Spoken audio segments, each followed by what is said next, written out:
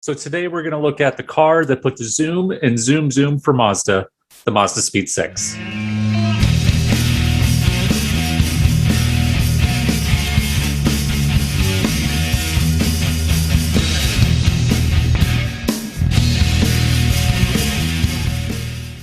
So today we're going to look at a car that was actually a listener suggestion. It was the Mazdaspeed 6 that was made from 2006 to 2007. But before I get into the actual car and the fact that I actually have an interview near the end of this episode with a person who actually owned it, I want to give a little bit of backstory on Mazdaspeed and what that is.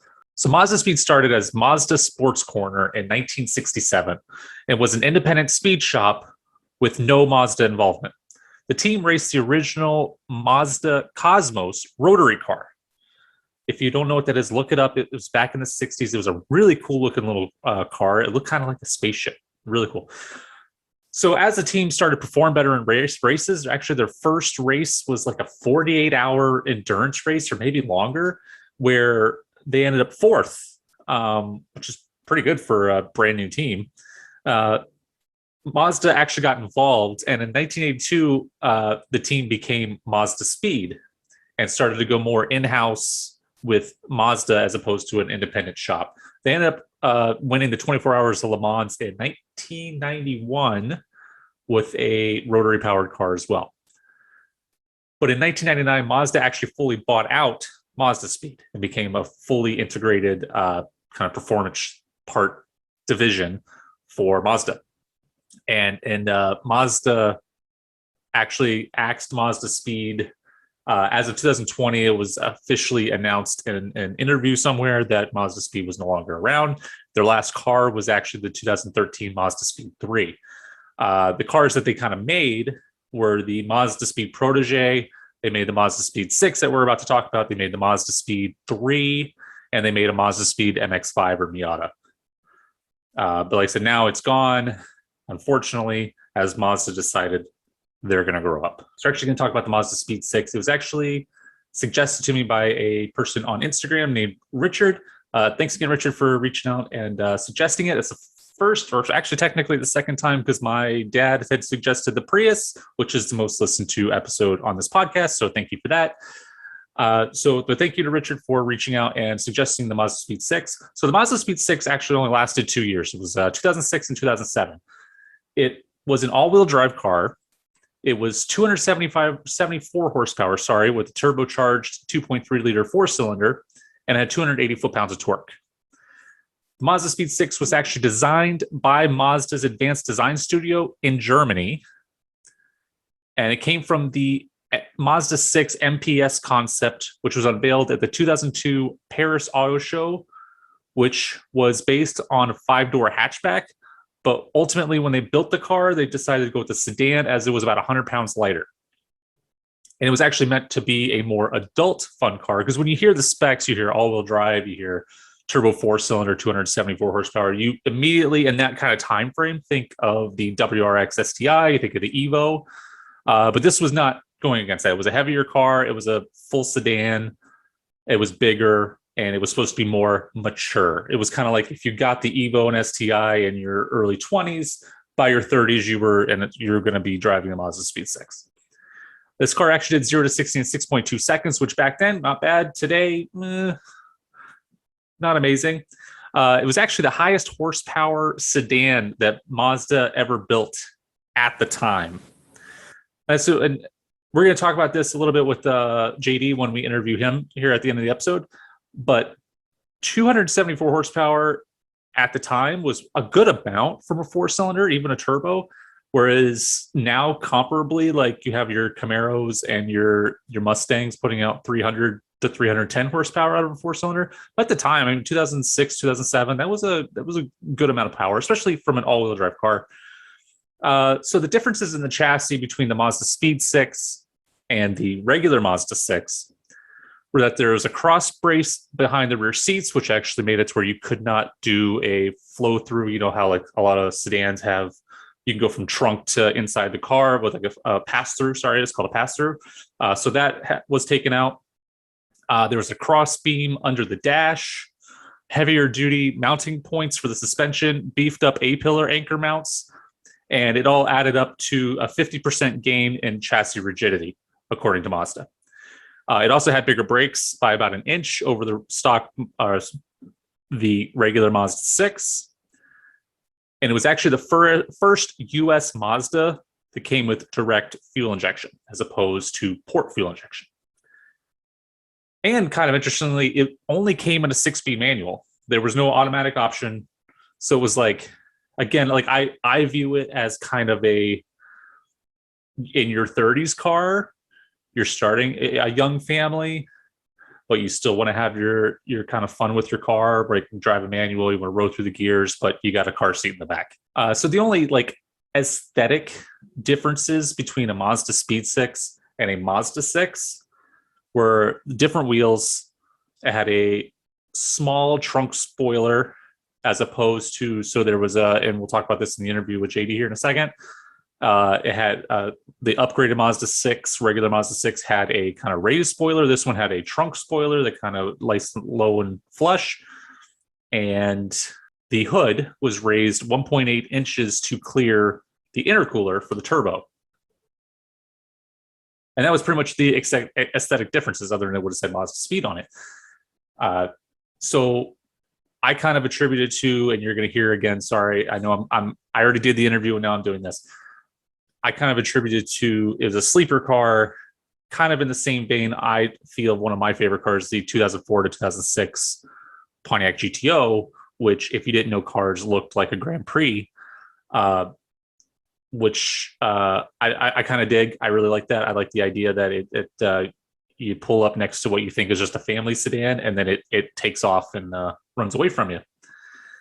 So that's basically, in a nutshell, the Mazdaspeed 6. There were a couple other things like the production apparently got delayed because they were working with gearing or something, but I'm not going to get into that because I don't have concrete evidence of that.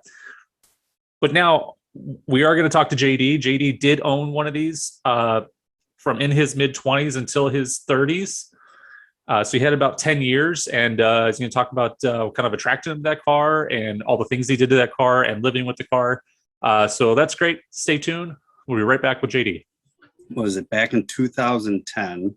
I had a buddy who's super into Mazdas. He wanted a Mazdaspeed 3. I'm not a big fan of hatchbacks. So I was like, oh, what do they have for sedans? So I was looking into the Mazdaspeed 6s. I had a buddy at the time also that was a car dealer. So I was real lucky. He test drove the Speeds for me, let me know which one actually drove how it should. So I went in sight unseen, signed for it, drove it over to my buddy's house, who actually was a Mazda fanboy. And 3 weeks later, he ended up buying a Mazdaspeed 3. Because I came from a Toyota Yaris. Okay. I drove that for work. It's a heck of a step up then. Yeah. 100 horsepower front wheel drive to what was it, 250, 260, whatever. 270. Yeah, but the great thing about the Speed 6 was you just put in first, you stomp on the gas, you go straight. There's no spinning, no nothing like that. So it was super easy to get into from a lower horsepower perspective. Right. For the first 2 years I owned it, it was completely stock. Didn't do anything to it.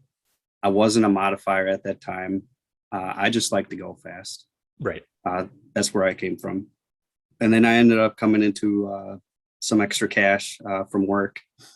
And I had the decision to make whether I bought a really nice sports bike or if I make my car fast. And I felt safer in a cage. Sure. So I ended up buying a bunch of power parts for it. A guy that lived with me at the time owned a shop, and he taught me how to wrench. I didn't know how to wrench before this. So you kind of learned on the Mazdaspeed 6 then? Oh, 100%. Yeah. Yeah. Okay. Yeah. And it was really easy to wrench on, even for a beginner. And the great thing back in 2010, that doesn't exist anymore, but the Mazdaspeed forums taught me everything I needed to know. If to do this part, you need this. To do that, you should do this first. Forums are really a great place to learn. Yeah, it's just a shame that they went away. Yeah. So we got the tuner Me and my buddy were nerds, so we and at the time Cobb let you do your own tuning. So we didn't go to Speed Freak. We didn't do any of the e-tuners. We did it all ourselves, just one little step at a time. And by about 2017, we had it on an E30 mix and reliable. Nice. Over the entire time I owned it, the only things that broke, nothing in the engine, nothing in the powertrain besides the axle. I snapped an axle once, but I don't think it had anything to do with what the power was that we were pushing through it. Right. Like you drove, so you broke like one of the front axles or one of the rear axle, one of the rear drive axles. Like maybe snapped. Axle hop type thing, or I guess you don't know. I just heard a really big bang. Okay. And I wasn't doing anything stupid at the time. So I don't know. Maybe a previous stupid experience. Yeah. Well, no, I never hard launched it. Okay. I always rolling started it. Because I did hear the horror stories of people snapping stuff. Right. And I didn't want that to happen to me. So that's like a common problem with that then was breaking axles? I mean, if you got enough power going through it and you, right. Okay. And you stomp on it, I guess it could. Yeah. The things that broke on me is I broke a clutch twice. And that's one thing I would never wrench. I wouldn't wrench on the transmission or I don't blame clutch. And the second transmission shop I brought it to said that the first shop is the one that broke. They installed it incorrectly. So that's why the second time the pressure plate is what popped on both of them. Mm-hmm. So that was a few bucks. And the first time the clutch broke, I was like, well, if I'm going to buy something, I'm going to buy what I want. And I ended up getting a stage 2 clutch. But the second shop would only warrant the clutch if I went back to OEM, which was fine. It drove easier and nicer with an OEM. Okay. Now, so when you sold it, what did you sell it? Like, what was your reasoning behind selling it? Was it like you outgrew it, or? I wanted to sell it while it was still worth something. I live up in Minnesota, and the rust was just starting to tear at it. Yeah. I was planning on having a family the next year, but I mean, it's a sedan. I could have put a kid in there. It would have been no problem. But the rust started eating at it pretty good, and I just wanted to get something out of it while I still could. I wanted $7,000 for it, but over the course of the summer, nobody even wanting to look at it. I dropped it down to $5,500 and $5,000, and then this guy came over with his dad, and they talked me down to $3,500. They tried for $3,000, but at $3,000, I was willing to just give it to my nephew. Right. Yeah. And I told them that. They're like, all right, so $3,500. And last I heard from it, the kid was putting a big turbo in it. So he was going to destroy it. Yeah. Which is fine.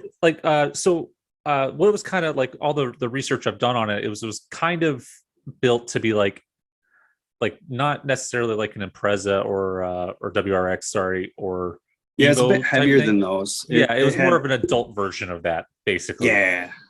It was a little more like I had heated leather seats, a moonroof. I think I had all the niceties that Mazda put into any of their vehicles at the time. Right. But at the same time, like if you tuned it, you could make it, the big turbo surge, and that's one of the things that my friends really liked when I gave them rides in it. It was one of them had a BMW. It wasn't an M2, but it was a 2 competition, or it had some extra dealer parts into it. But it's very linear and faster than a Speed 6. But they said that they rather ride my car for this the turbo surge. So it was kind of the hit of the turbo, basically. Like when it fully spooled up, it really threw you back, kind of thing. It threw you back, but it was safe. Like it just went in a straight line too. So it's right. Well, because of the all-wheel drive. Right? Yeah. You hit it and you just go. I lent it to my brother one time, and I said, I had an ABS sensor that was crushed, so the traction control and all that was off. So I said, it's fine to drive, it's safe to drive, just don't be stupid. Right. I get a text a half an hour later. He goes, dude, it's not even how fast it goes, it's how fast it gets there. I'm like, come on, man. So, being all-wheel drive and you lived in Minnesota, you drove year round, I'm assuming, in the snow. Yeah. So I had winters on it. All right. Okay. That thing was an absolute beast with winters. That's awesome. I'm sure more than one person was hoping that I would end up in a ditch because I'd go my 60, I'd go my 70 during the middle of a blizzard, and I'd actually go out wanting to drive. But I got stung one time because it is so low.